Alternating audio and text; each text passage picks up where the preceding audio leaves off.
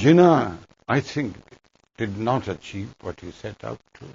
He got what is called a Masjid in Pakistan, but the philosophy which underlay it, that Muslims are a separate nation, was completely rejected within years of Pakistan coming into being. So in a sense, both failed. I'm afraid I have to say that. I'm, in comparison, just a lay practitioner of politics in India. I cannot compare myself to these two great Indians. But I find my assessment would lead me to the conclusion I cannot treat this as a success either by Gandhi or by Jinnah. Your book also raises disturbing questions about the partition of India. You write that it was done in a way that multiplied our problems without solving any communal issue. And then you ask, if the communal, the principal issue remains in an even more exacerbated form than before, then why did we divide it all? Yes, indeed, why? What's your answer? My answer is why, indeed, I cannot yet find the answer. Why have we decided? Look into the eyes of the Muslims that live in India. And if you truly see through the pain that they live, to which land do they belong? We treat them as aliens, somewhere, inside. Because we continue to ask, even after Pakistan, you still want something? These are citizens of India now. That was Jinnah's failure. Because Jinnah never left and never really advised the Muslims that stayed back. One of the most moving passages of your biography is when you write of Indian Muslims who stayed on in India but didn't go to Pakistan. You say they are abandoned, you say they are bereft of a sense of real kinship, not one in their entirety with the rest, and then you add, this robs them of the essence of psychological security. That's right, it does. That lies at the root.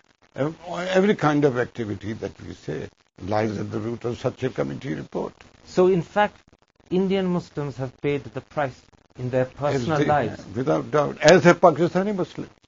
Muslims have paid the price on both sides. I think Muslims have paid a price in partition. They would have been significantly stronger in a united India, effectively so, much larger land, every potential here.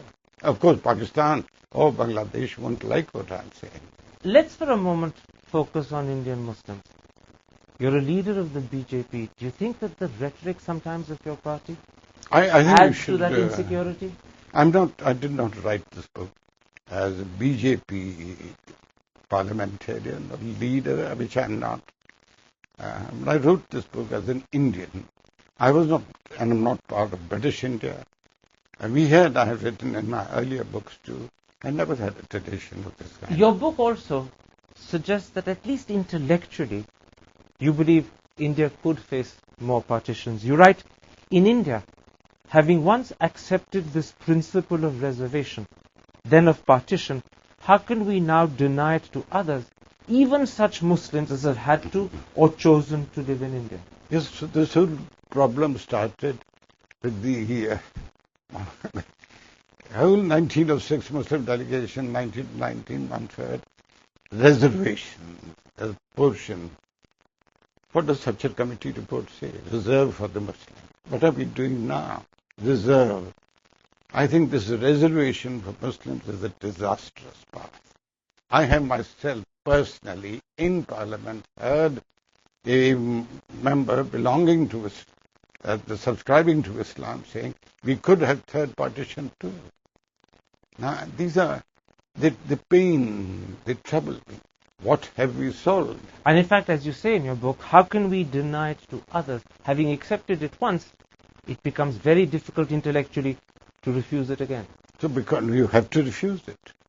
Even if you contradict yourself. Of course, my contradicting myself is an intellectual contradiction. But you've been honest enough to point out that this intellectual contradiction lies today at the very heart of our predicament as a nation. It is. Unless we find an answer, we won't find an answer to India, Pakistan, Bangladesh relations. And this continuing contradiction is the legacy of partition. Of course. It's self-evident. Let's take a break at that point. In the last part of this special two-part interview, I want to put to you that your book might bring down on your head a storm of protest. Does it worry you, or are you, how should I put it, sanguine about that? That's the last part of this special interview. See you in a moment.